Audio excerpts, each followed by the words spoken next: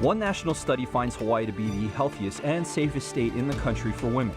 But another is more specific in ranking Hawaii among the bottom 10 states for support services offered to victims of domestic violence. Is this an accurate evaluation? And have HPD and the prosecutor's office fixed the disparity in their data? Did incidents of domestic violence really increase more than 600% in recent years? Tonight's live broadcast and live stream of Insights on PBS Hawaii start now.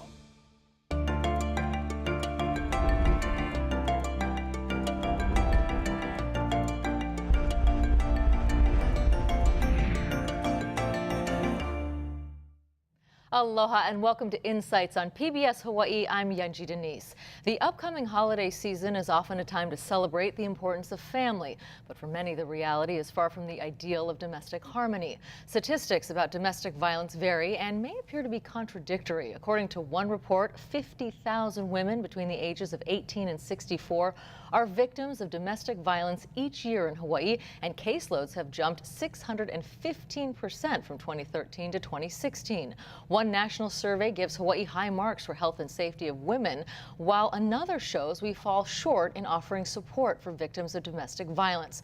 And why were HPD statistics on domestic violence so different from the prosecutor's office?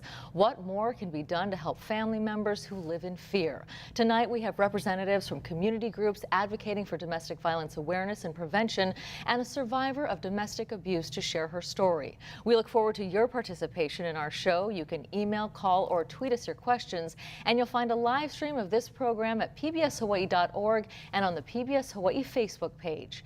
Now to our guest. Nancy Creedman is the Chief Executive Officer and co-founder of the Domestic Violence Action Center, formerly the Domestic Violence Clearinghouse and Legal Hotline. She's been working with local and national efforts to address family violence issues for more than 35 years. Chantrell Waiala'i is a PhD student in political science and holds a JD from the William S. Richardson School of Law. She's also a single mother of 2 girls and shares with us her experience as a survivor of domestic violence.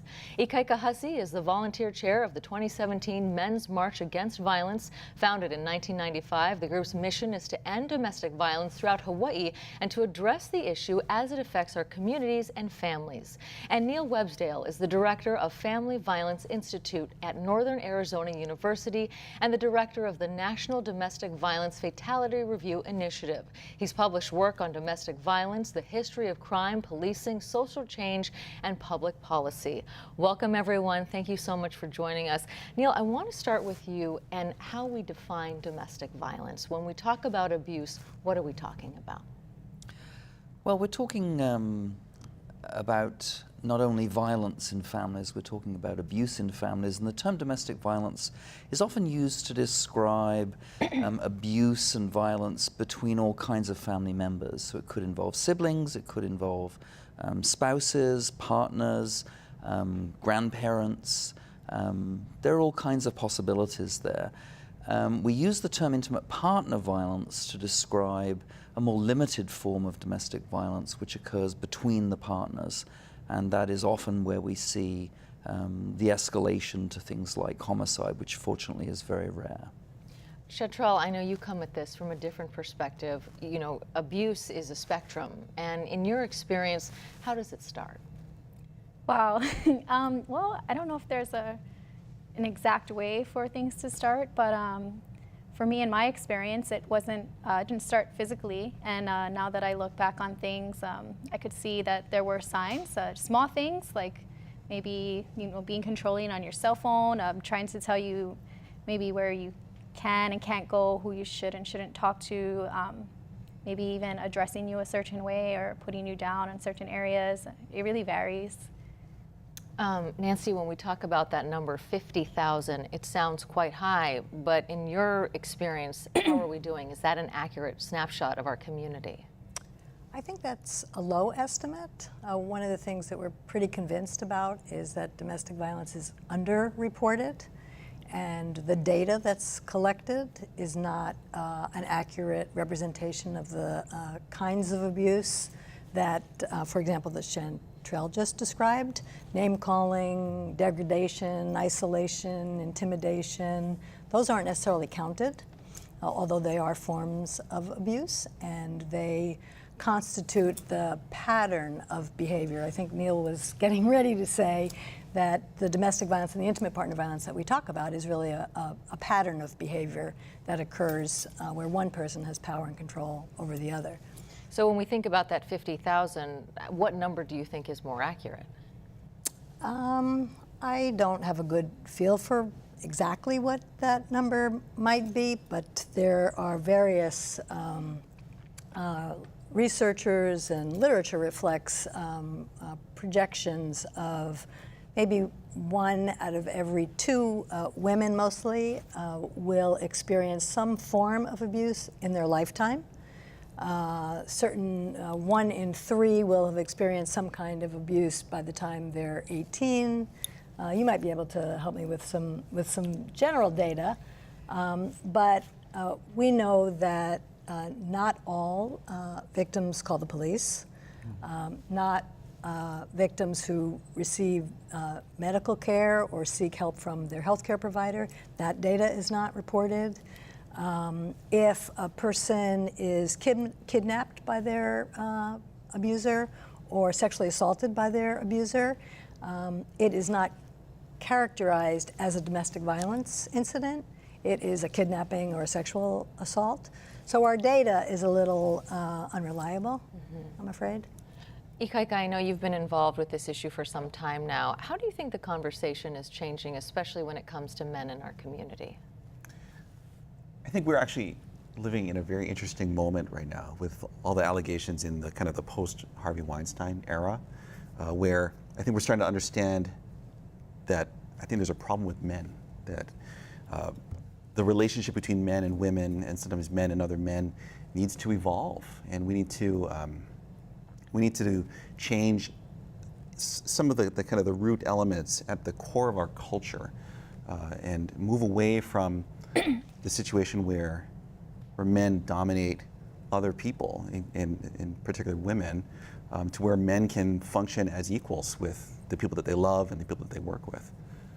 Nancy, I want to get back to you with that 615% because I want to give the audience some context there. When you hear that number from 2013 to 2016, a jump of over 600%, that sounds pretty startling, but a deeper dive tells us what? Well, the law was changed in 2013, and what it did was it expanded the category for charging domestic violence. So arrests were made and reports were made when domestic violence was committed in the presence of a child or in the presence of children. Up until 2013, that had not been a category of charging. And so that could explain how come there are so many more reports or cases captured and on the books. Let's look at some numbers we have. We wanted to talk about temporary restraining orders in our community. And before we get to that, tell us a little bit about what TROs are and how they function in this conversation. TROs are a really important tool that many, many survivors use as a way of initiating some efforts to protect themselves and their family, to deliver a message to their abuser, I'm not going to live like this anymore, to get some assistance from the court in delivering that message, to empower law enforcement to respond if a restraining order is violated. So the Domestic Violence Action Center has a program called Expo where we have staff on site at our family courts, and they have the opportunity to talk to every single person who's filing a petition for a temporary restraining order. So what it is they fill out a petition that explains why they feel they need the court's protection. And so they describe some incidents, and they describe what it is they're afraid of, and they describe the ways in which they would like their abuser to be prohibited from contacting them, either at their workplace or their mother's house or their child care facility or at their home. And the court reads the petition and decides whether or not there's sufficient reason to grant the order. And that's done ex parte, which means just on her word alone. Then 2 weeks later, both parties come back for what's called an order to show cause hearing. And each party has the opportunity to explain in their own words why they need the restraining order or why it's not necessary. And if we take a quick look at the numbers, I know our audience did get to see them. When we look in comparison over the last 10 years, we kind of see a bell curve, if you will, where it starts around 4,500 cases and then, you know, peaks over 5,000 and now is back down. Do you think, how do you explain that kind of a decline? Does that mean that there is less abuse in our community? Does that mean that fewer women are willing to come forward? What, you know, how do we explain that kind of a change? I don't know if there's one explanation for why those numbers change. I think a lot of factors contribute to it's a very, very difficult decision a person has to make to go public, get help, reveal the most intimate details of their relationship with their partner.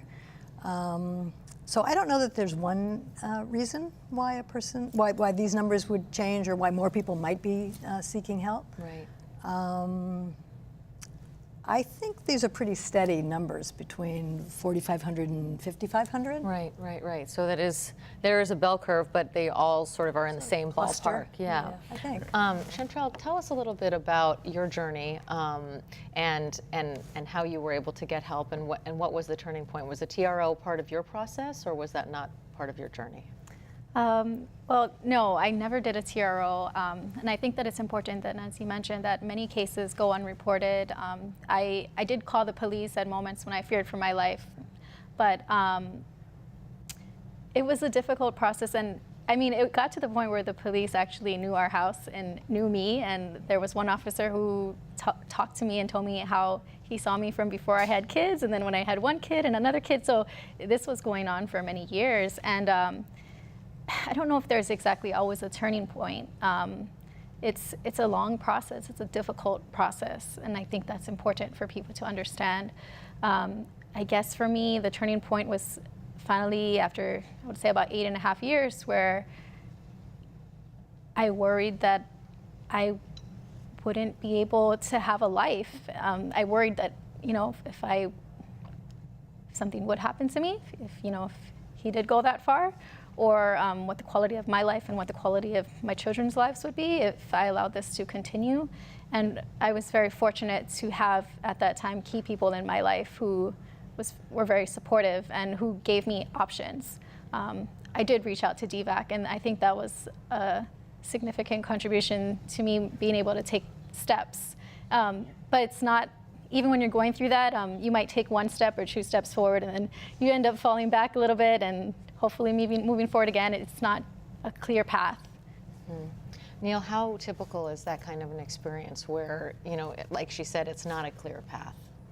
Well, I think it's a very common experience, and when we do reviews of cases, very sad cases of homicide, we try to reconstruct those cases through the lived experiences of victims who become decedents, sadly. And, you know, their view of the system and the various tax-supported services and other services that we offer is very different than the view we have of the services we think we provide. And what we may see is sometimes a logical or a semi-logical array of services. What victims see is often a confusing and alienating maze that is very, very difficult for them to navigate. And I think it's very hard, unless you're in that situation, to appreciate just how much courage it takes to work through those things, especially if you have children and you're facing tremendous fear and intimidation and all the obstacles associated with things like poverty and, you know, maybe even hope for the relationship and love for your partner from time to time.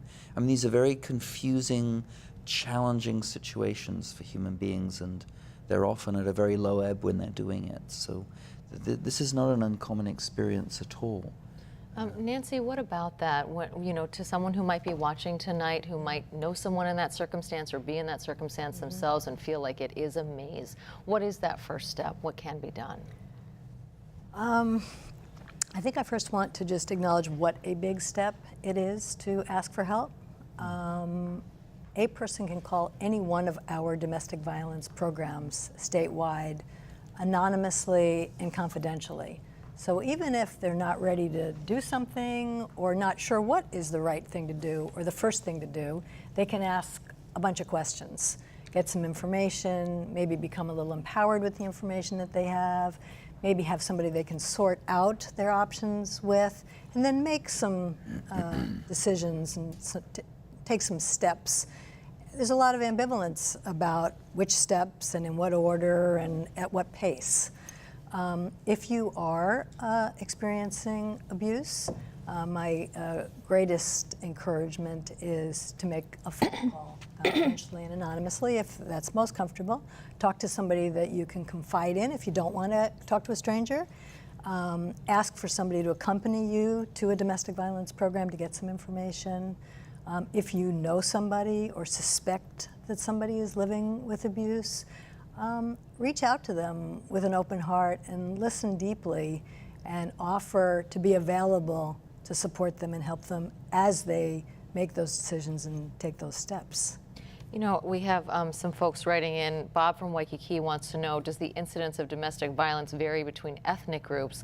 I'm wondering also, you know, how much of our own culture in Hawaii plays into this as well. That, you know, Hawaii's not like, and this is obviously stereotyping in some ways, but we're not like New York City. Not everybody has a therapist, or you know that we tend to keep our issues a little closer to the vest, right? And that might be part of our culture here in the island. So I wonder how that plays into this journey for people who are being abused.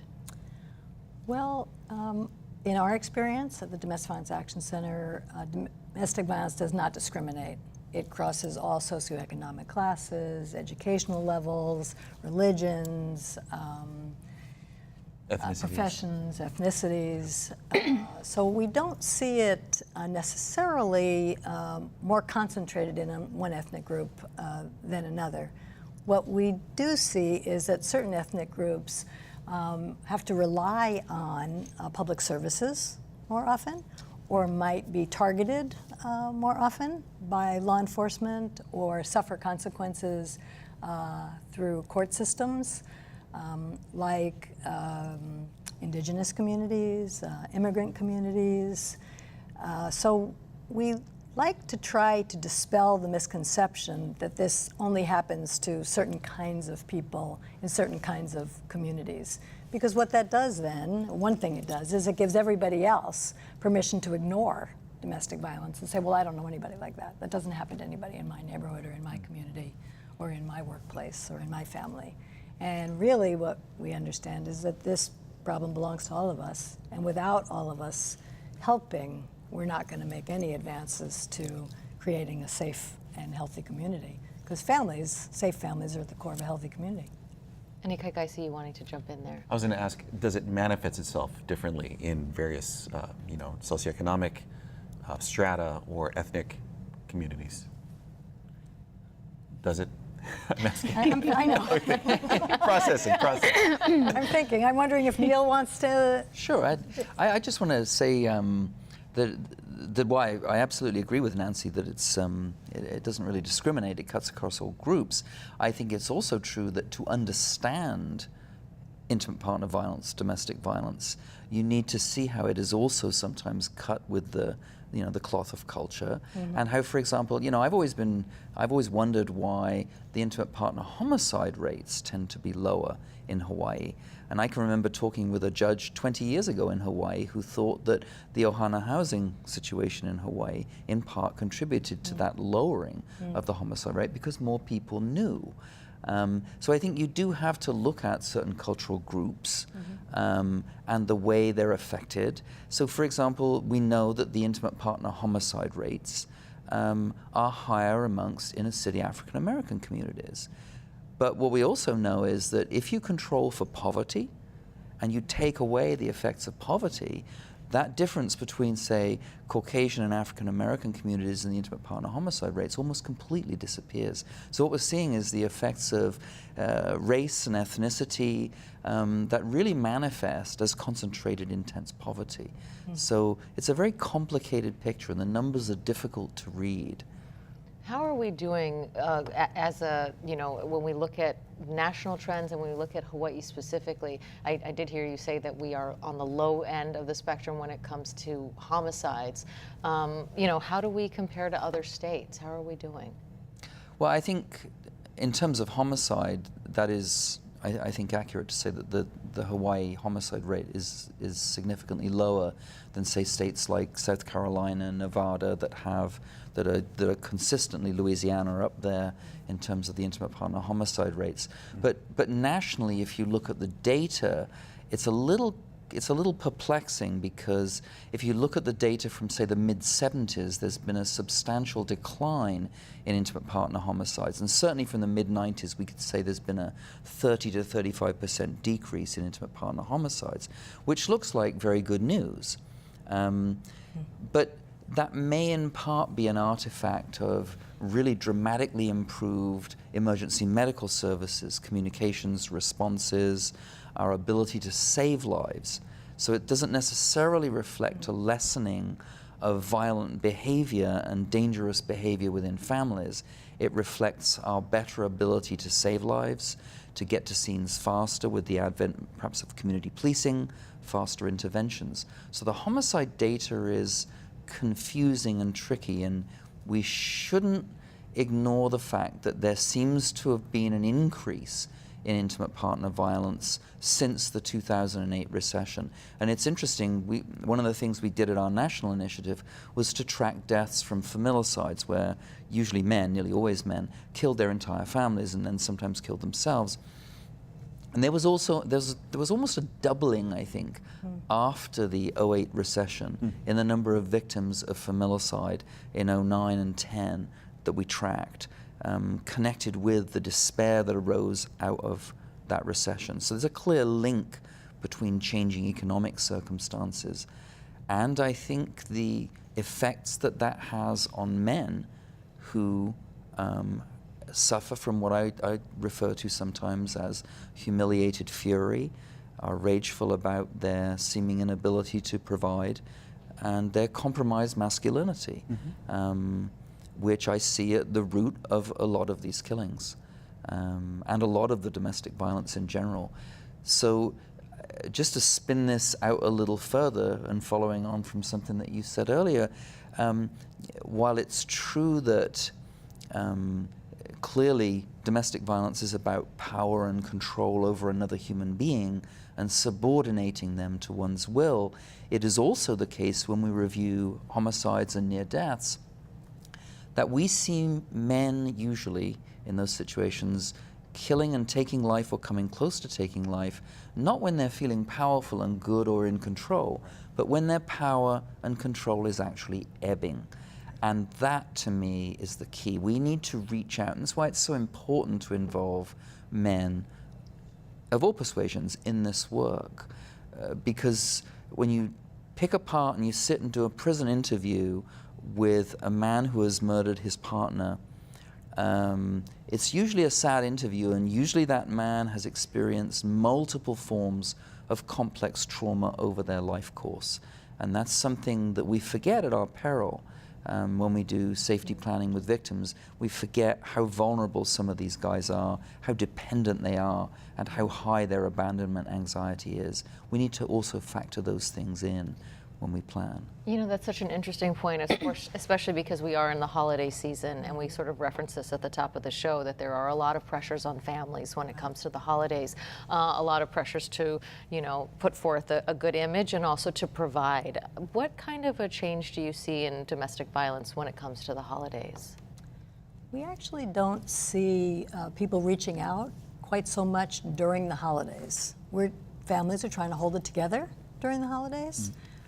We see much more likely an increase for requests for help in January, when maybe the kids are back to school, when people are more able to reflect on what just transpired and how willing they are to continue living like that.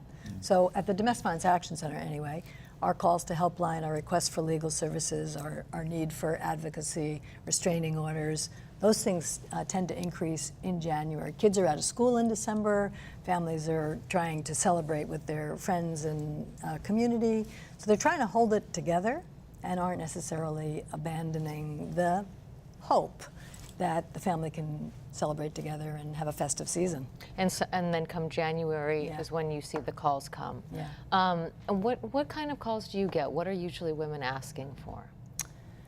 How do I get a temporary restraining order? We get a variety of different kinds of calls. We get calls from survivors who have direct questions about their own circumstances. We get calls from maybe healthcare practitioners who have a patient sitting in their office and they don't really know exactly what to do. We get calls from attorneys who know a lot about the legal system but don't know quite so much about domestic violence. We get calls from domestic violence programs who know a lot about domestic violence but don't know so much about how the system works. We get calls from employers who think that somebody that is in their workforce is experiencing domestic violence or perpetrating domestic violence, and what should they do? For the victims and survivors who are calling, they want to know what their options are. They want to know how difficult it might be to carry out some of the steps that Chantrell talked about earlier. How do I get help? Where do I get it? How long is it going to take me? How much does it cost? What happens in the interim? Will I be safe? What are the chances that he's really going to make good on the threats that he's made?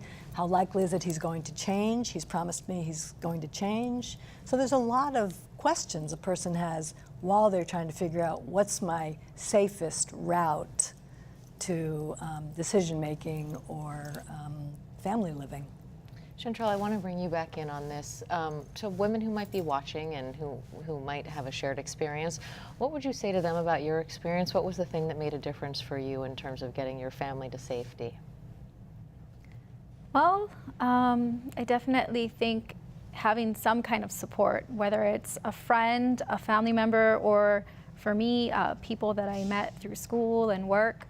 And a plan is also very important. It's one thing to go ahead and take that step to ask for help, which, like Nancy mentioned, is difficult in itself. But also, for me, I didn't really necessarily have an exact plan. So maybe just having ideas of what you're hoping to accomplish or what you need help with. And then also, an emergency plan is very important. I remember my worker going over that with me. And even though I've been there where I was in instances where my life was threatened, I was, it's still hard for you to cut to that point where, hey, I might have to make a plan for if he's about to kill me, what am I going to do? If he breaks my phone, which happened when I tried to call the police, what am I going to do? Do I have an extra phone? Do I have a way to get to transportation? Because he'd take that too. He'd take the car key. Where are my kids going to go? What should I do with them if you have kids? So unfortunately, working through those scenarios, because even though I was there multiple times, I still didn't really bring myself to the fact that I need to have a plan. So. And how did that plan make a difference for you? Well, it helped me to recognize what I was really dealing with. The fact that someone from an outside perspective who heard what I shared was saying, your life is threatened here. Your life, your children, maybe he might not intentionally attempt to harm them, but something could happen.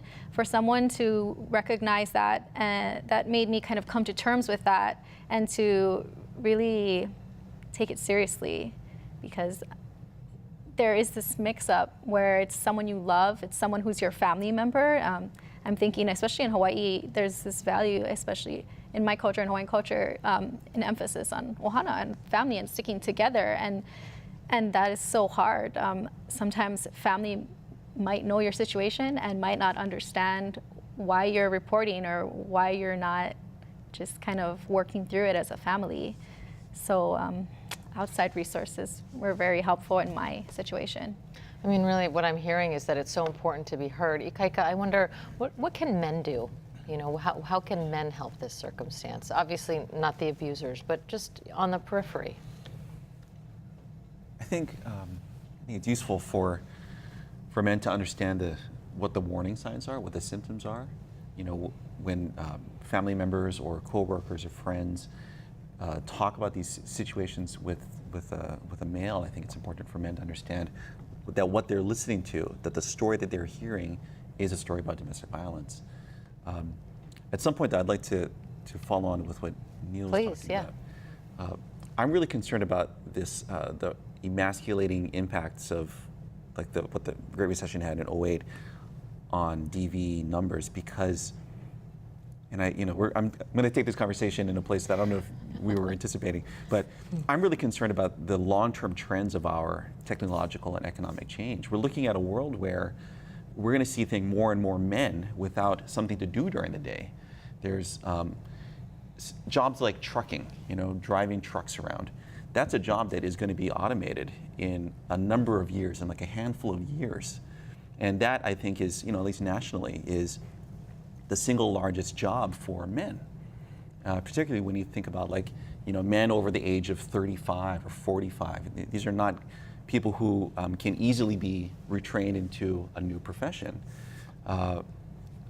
What's going to happen with our men in this situation where robots are increasingly replacing these people?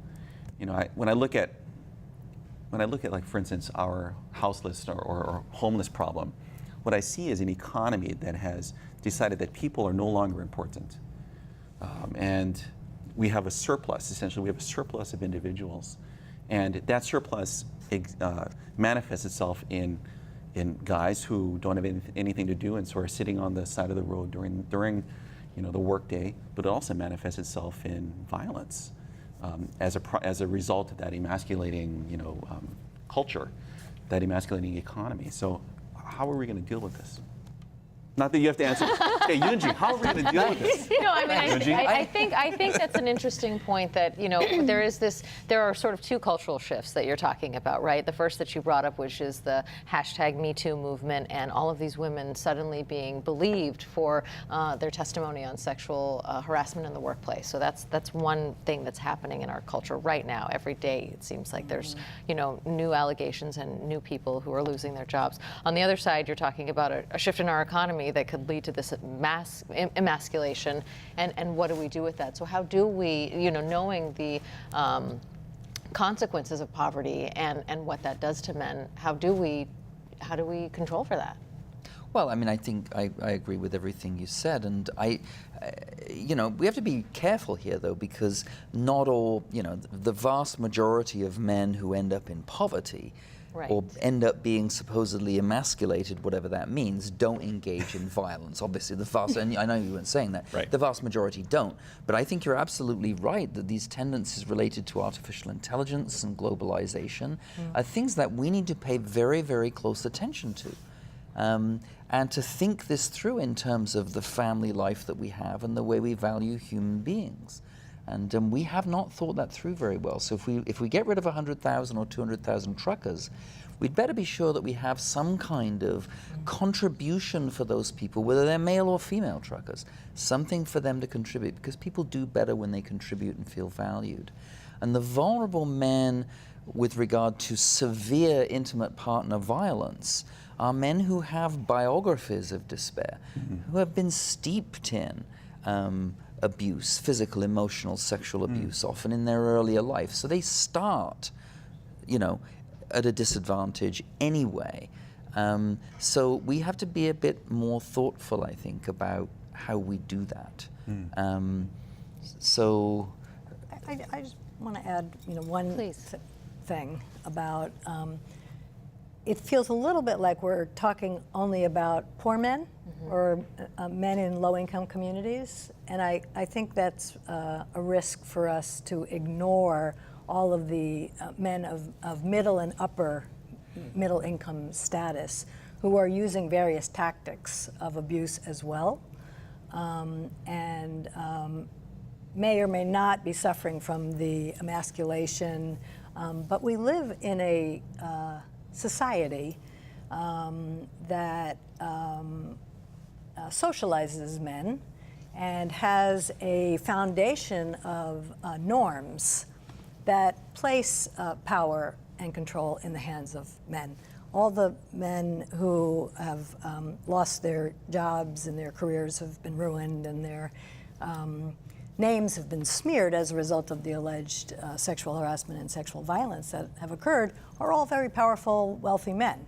I don't know what their histories of despair and personal experiences of abuse were, but I think it's dangerous for us to focus all of our attention on the men in low-income communities, because we're leaving out all the other men and women who are suffering the harm of abuse.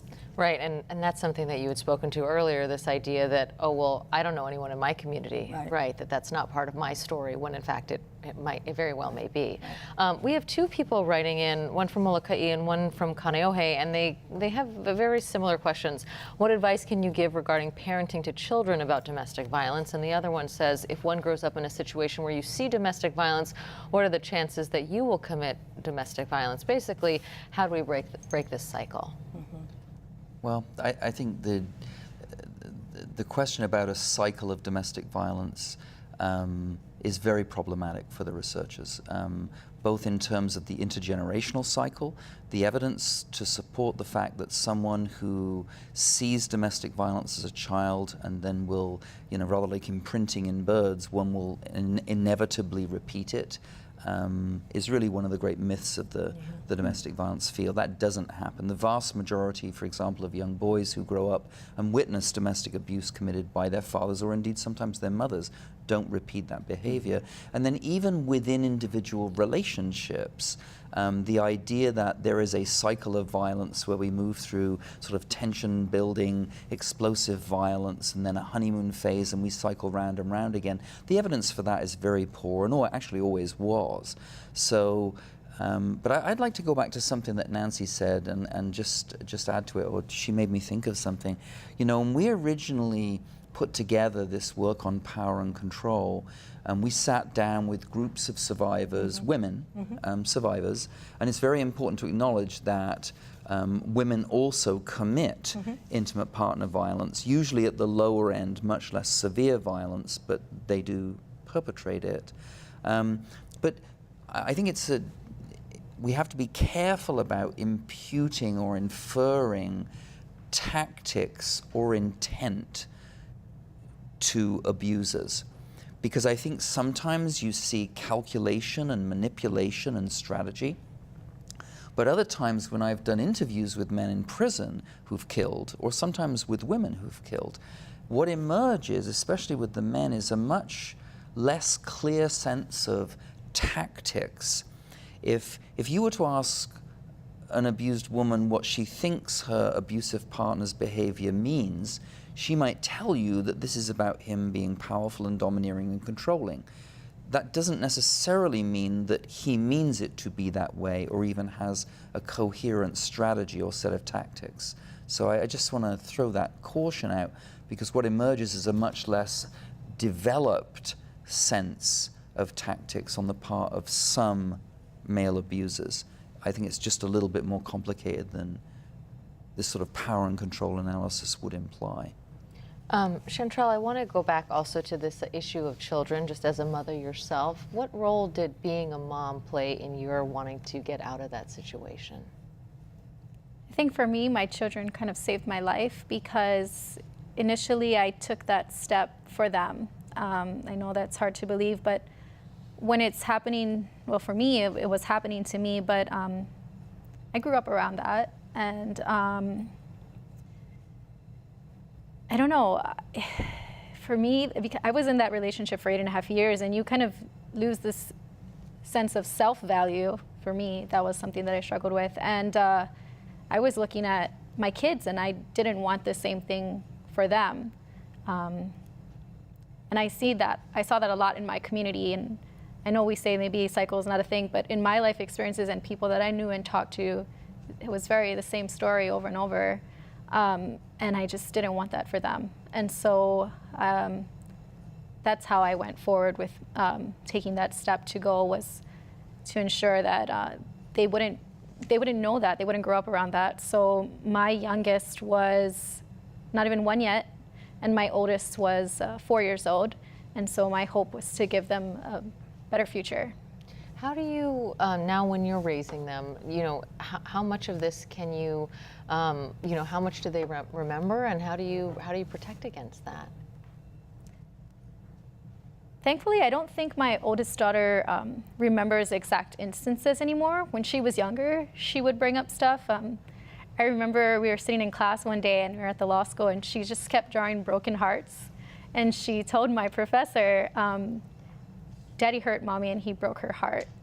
And that was still when I was thinking of leaving and kind of in the works of it, but not necessarily going out there. And my professor was like, because I was sharing this kind of stuff with her, she was like, see, the kids know. And that was something that I always remember. I think it was more smaller things when she was going through it. When she was younger, like around 1 and 2, she would get frightened very easily. If she heard a loud noise, she would get startled easily. She was having episodes where she'd pee herself sometimes. She was there for the abuse, that's why. So I remember one moment after he choked me and left, I picked her up and grabbed her and ran out of the house to try to, he broke my phone so I couldn't contact anyone, to try to run down and ask if I could borrow someone's phone. And that's what I remember, just being drenched in pee because she was so frightened. And that was a moment that has always stuck with me because you know, she was in that situation and how scared she must have been for that to happen. And so things like that motivated me to do what I could to give them something better. I mean, that's such a powerful statement to say that your children saved your life. Nancy, when we think about the questions from the audience tonight, what advice do you give to parents about, you know, about raising children and the issue of domestic violence? When do we start that conversation? Not necessarily if you have domestic violence in your home, but just teaching that's not an appropriate way to behave. I mean, what is the conversation that parents should be having to avoid that becoming part of their story? I just want to add one thing to Chantrell's description of the children saving her life and inspiring her to act. What we hear from survivors is often they stay because of the children and they leave because of the children. I mean, the message we give and we get is that children are best off with, you know, their family intact and with both parents. And I think for the most part, we all kind of embrace that belief and want to hold our families together, make a commitment to something and try to see it through and stay so that the children have, you know, both parents or both mommies or, you know, both, or the families intact. And survivors leave to save the lives of their children. So we hear that quite a bit, that women stay and women leave because of the kids. So when do we start talking to children? I think we try to take into consideration developmental capacity for having conversations, giving examples, role modeling. I mean, we are all role models for children. Our cultural messaging is teaching children lots of things. We are probably lifetimes away from impacting our cultural messaging and our entertainment industry, but we have to be mindful that what our children are exposed to is what is going to impact them. When we're teaching children respect, and we're talking about choice, and we're talking about autonomy and agency, personal agency, equality, we're giving people a belief system and tools that they can use to act out in their relationships with others. When children get into school, we want to be delivering those same messages and repeating them and reiterating them over and over and modeling them and creating an environment where children can learn about it and see it and talk about it. When children turn into teens and young adults, we have to have some serious conversations with them about it. We have to give children permission to talk about what's going on at home if they need help, because the message they're getting at home is this is a big secret and don't tell anyone. So somehow we have to create environments where children have permission to ask for help and to talk about it. For me, For me, I don't directly talk to my kids about it, but I try to do things where I teach my daughter to have confidence in herself, to feel like she can talk to mom about things that, so we'll talk every so often, like what's going on. And my oldest is only 8, but we have conversations that I wouldn't imagine having if I hadn't made an effort to take the time to just know what's going on in her life. And I share with her, I share with her that one, mommy's always here no matter what happens. You can talk to me about it even if you feel like it's bad. You know, I'm here. But if I'm not here, I raised you to be strong, and you are strong, and to believe in yourself. I'm always trying to instill confidence in her. I have noticed that although she doesn't remember the instances, she does have like self-confidence issues, and she's very timid. She's very sensitive to new environments, also very emotional sometimes. And so I allow her to have her feelings, but I just try to teach her these things here and there to kind of build her inner strength and to let her know that, you know, certain things aren't okay. Like if someone hurts you or if you feel a certain way, because she'd have small instances in school where, you know, someone takes something from her or she was pushed, and just that you can talk to someone about it and it's okay. Ikaika, I see you wanting to jump in. I just wanted to jump, so I have 3 kids. My son is 11, and then we have an 8-year-old and 3-year-old daughters. And in terms of our son, my goal is to raise him so that he's a feminist, because I think that that's one of the ways that we can break sort of this, you know, kind of meta-cultural loop that we're in. You know, just try to raise him to respect his sisters and his mother, and we try to, between my wife and I, we try to be as equitable with each other, you know, and share domestic chores, and you know, just try to demonstrate as much as we can how we want our kids to understand gender. And I don't know, parenting's hard. That's the big caveat. We can agree on it's kind of impossible. There's no formula. No. Neil, I want to bring you in on some, we've gotten a couple of questions, one from Julie and one from Daryl and Pukalani, both asking, what are the percentages of domestic violence against men? And you alluded to this a little bit earlier. Is there data on that nationally? And I'm not sure, Nancy, you might have some figures here in Hawaii. Sure, but I think it's important to clarify that domestic violence isn't all one thing. It's very important. And I use the language of intimate partner violence because I prefer it to domestic violence, because, as I say, domestic violence is this generic term that covers so many things within families. It's often a legal term as well. But, you know, at the lower levels of violence, there's a lot of survey research that shows, and when I was, in the days when I was teaching, when I was younger, you know, I would always ask my family violence classes, you know, if you know someone who's using assaultive behavior, pushing, shoving in the relationship, slapping, lower levels of violence, tell me, was that more likely to be a guy or a girl, you know? And they would often say it would be more likely at the lower levels to be a girl. The survey data is mixed and complicated, and you do random digit dialing and you call households with a representative sample. And the surveys show that at the lower levels of violence, and we're talking pushing, shoving, slapping here and there, what some researchers refer to as sort of stress release violence. You know, not good human communication, not a good way of doing intimacy, but not the stuff typically of, you know, homicide or a long campaign of tyrannizing or terrorizing or subordinating another human being, which is the cases that Nancy is more likely to see, that the courts and the criminal justice system are much more likely to see. At that level, if it's 50-50 or 60-40 at the lower levels, it wouldn't surprise me. It goes on, it happens. But in terms of the more severe end, the more severe the violence gets, the more injurious the violence, the much more likely it is to be male perpetrated. I think you can say certainly from my work as a reviewer of homicides and, you know, near deaths, those are, you know, not exclusively the domain of men, but very clearly are much more likely, 90% I would say, 80 to 90% to be perpetrated by men. And in cases where women perpetrate that violence, in many cases, but not all, those women are battered women who are defending themselves or their children or both against the incursions of these men. So higher end, it's gendered. Lower end, there's more parity. The research is pretty clear on that. How many, I mean, not pure numbers, but do you get men calling you for help? We do. We serve anybody who calls and is a victim or is suffering the harm of abuse, men and women.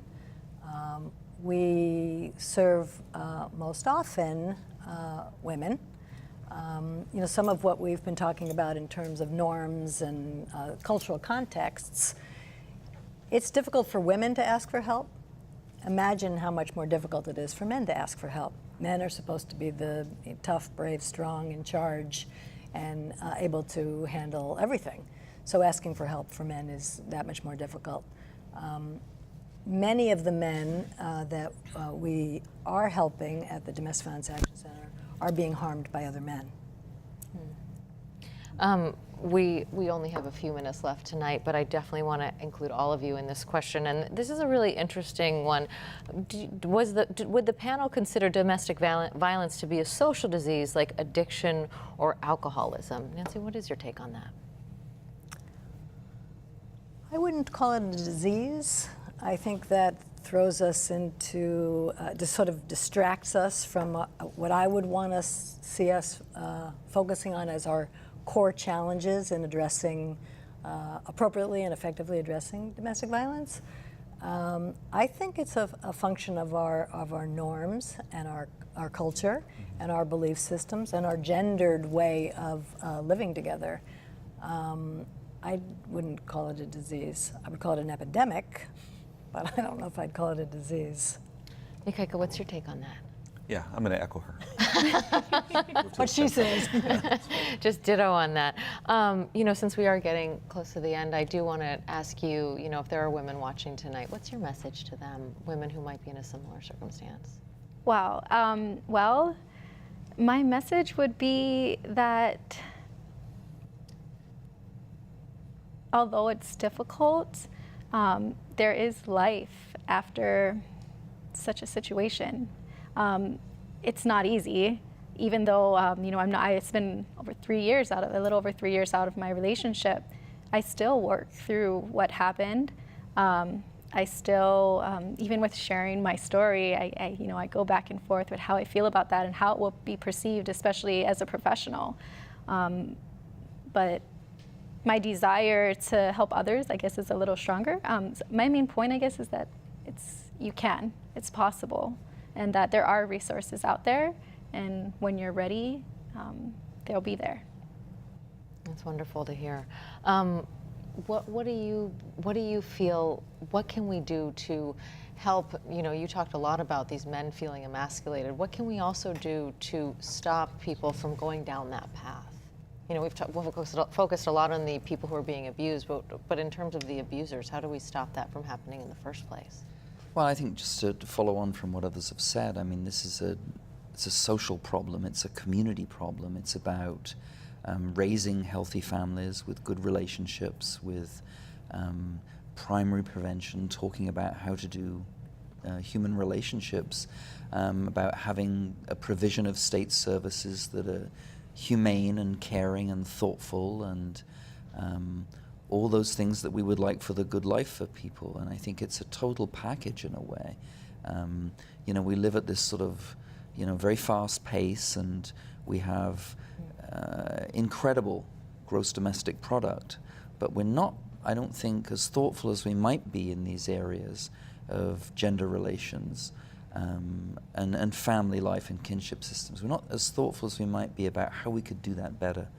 And we need to do a better job probably of thinking that through. We're a very wealthy nation, and I think to think through that would be productive. And I think from the homicide perspective, from the specific work that I do, which is of course with a very small population, I think we have to think very carefully about firearms control with abusers, and I think we have to think about providing for programs like, for example, the wonderful program that Nancy runs and others, and really beefing up some of those supports. Nancy, I want to give you the last word tonight. What's your message to women out there who might be watching and on the fence about giving your agency a call? Yeah, thank you. I guess I want to give the telephone number, 531-3771. That's our helpline number. Call us confidentially, anonymously, ask any question you have. We are there when you're ready to ask the questions that will have meaning for you in making the difficult decisions and taking the difficult steps that you may want to contemplate. We're not going away. Domestic violence shows no signs of abating. And as Neil just said, as a community, we must work together to make it possible for our families and not even a family, but just our partnerships, to be safe partnerships in which both members of the adult partnership thrive and the children are safe. That's going to take all of us. And that number one more time. 531-3771. Thank you so much. Mahalo to all of you for joining us tonight. And of course, we thank our guest, Nancy Creedman of the Domestic Violence Action Center, Ikaika Hussey from the 2017 Men's March Against Violence, Chantrell Waialai, a survivor of domestic violence, and Neil Websdale, the Family Violence Institute at Northern Arizona University. Next week, December 7th, a special Insights, One Puka Puka, the Army's 100th Battalion, its history, and what this highly decorated unit looks like today. And following Insights, PBS Hawaii Presents will bring you Proof of Courage, a documentary about the formation of the 100th Battalion and the 442nd Regimental Combat Team. That is next week. I'm Yanji Denise for Insights on PBS Hawaii. A hui ho.